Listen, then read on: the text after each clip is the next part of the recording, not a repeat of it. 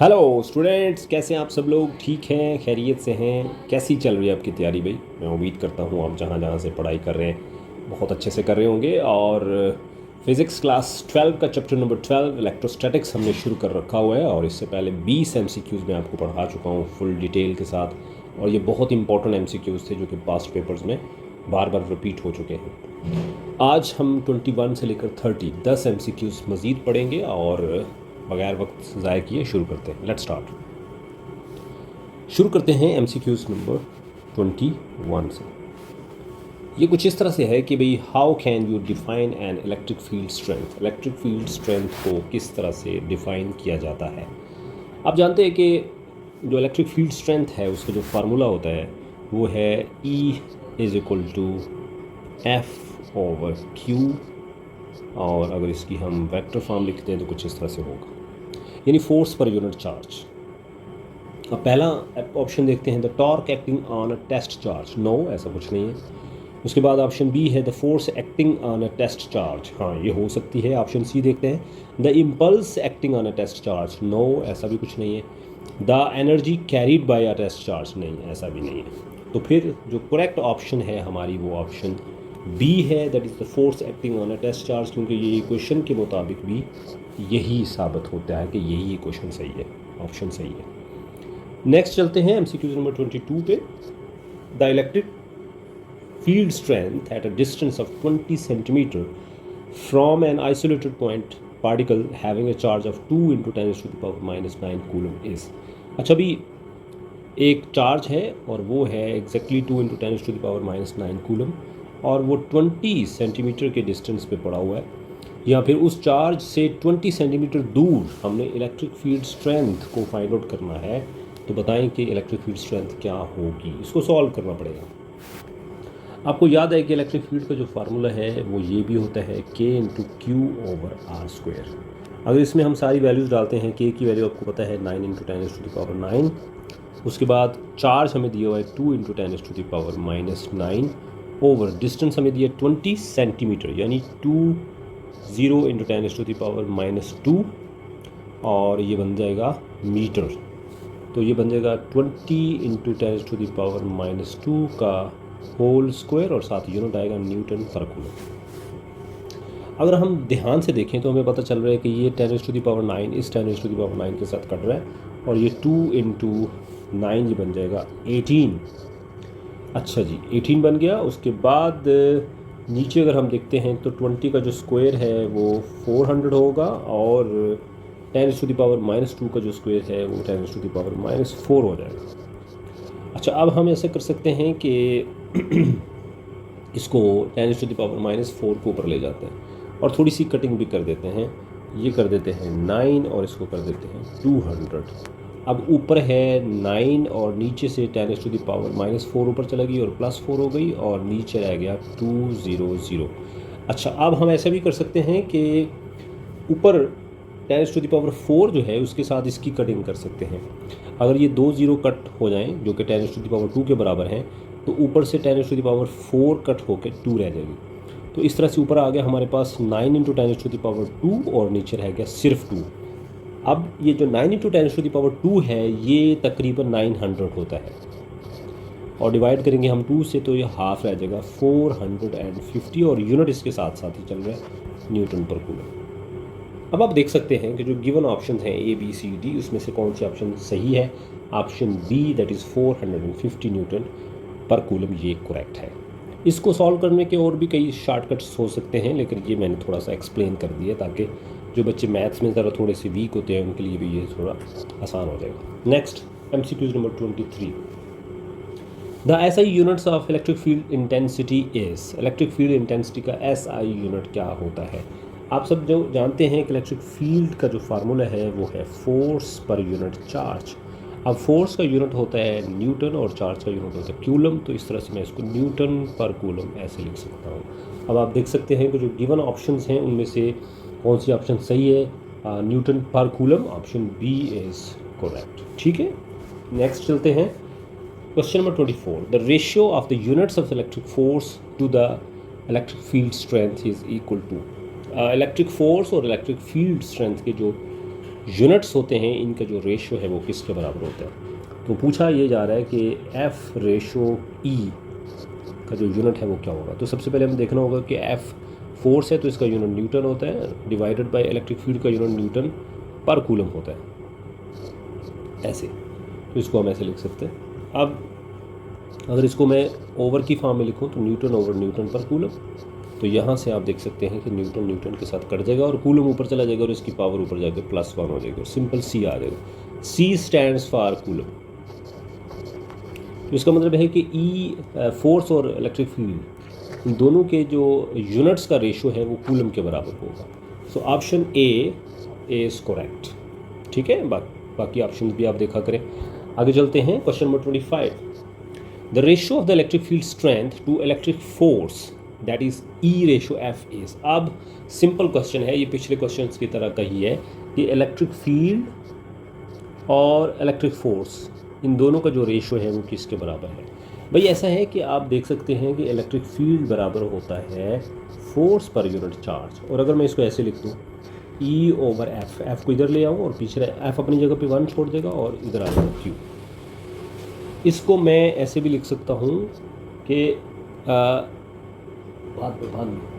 कि Q inverse, यानी Q की पावर ऊपर चली जाएगी और नीचे आपको पता है कि 1 होगा, तो इसको मैं Q इन्वर्स रेशो 1 ऐसे लिख सकता हूँ।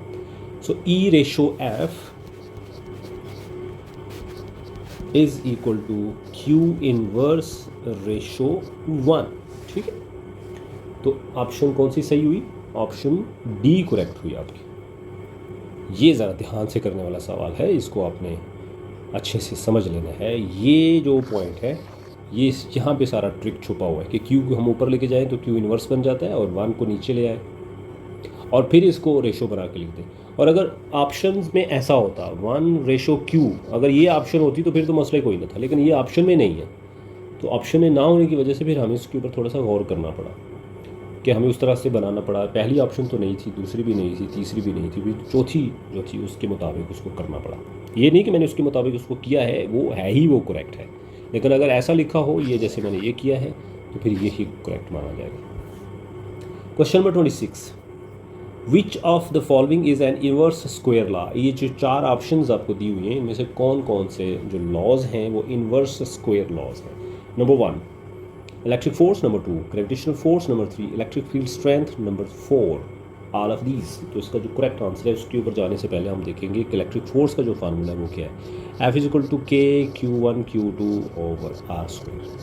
तो आप देख सकते हैं कि यहाँ पे इन्वर्स स्क्वायर है, अगर हम इसको ऊपर ले जाएं तो इस तरह से बन जाएगा के Q1 Q2 और साथ आएगा R-2। तो ये एक इन्वर्स स्क्वायर लॉ है। इसी तरह F is equal to GM1 M2 over r square. तो इसको भी वैसे लिखा जा सकता है, और अगर हम इसको इन्वर्स में देखें तो ऐसे भी चेक किया जा सकता है। ये भी एक इन्वर्स स्क्वायर लॉ है।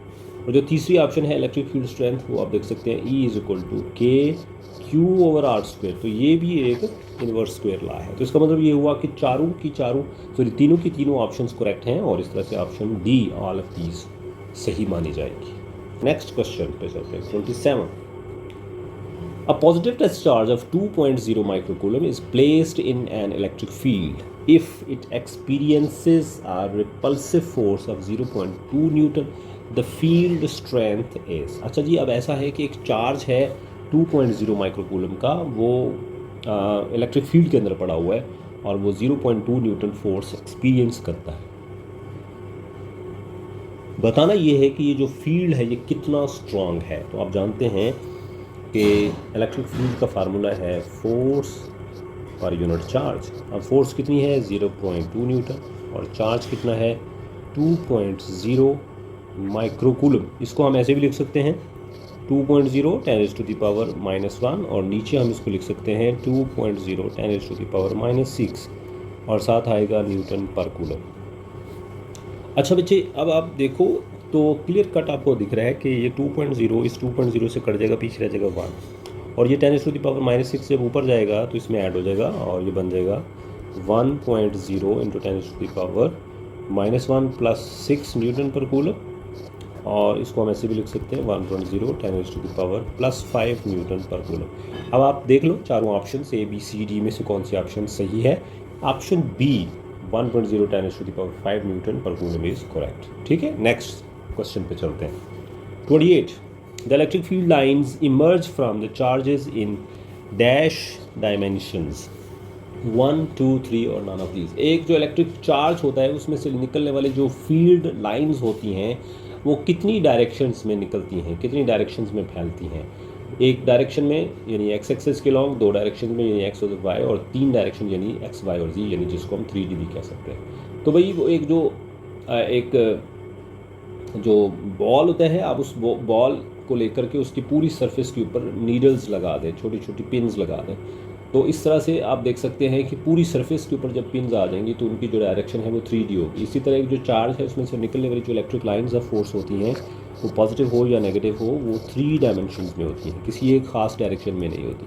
हाँ, पॉजिटिव हो तो इलेक्ट्रिक लाइंस ऑफ फोर्स बाहर की तरफ होती हैं और नेगेटिव चार्ज हो तो इलेक्ट्रिक लाइंस ऑफ फोर्स अंदर की तरफ होती है। ठीक है, ओके। सो इसका जो करेक्ट ऑप्शन है वो है option C, that is 3 dimension. 3 या 3D दोनों ऑप्शन सही है। Next 29 a charge at rest creates a और एन फील्ड अराउंड इटसेल्फ। जब एक चार्ज रेस्ट पे होता है तो अपने इर्द गिर्द कौन सा फील्ड पैदा करता है।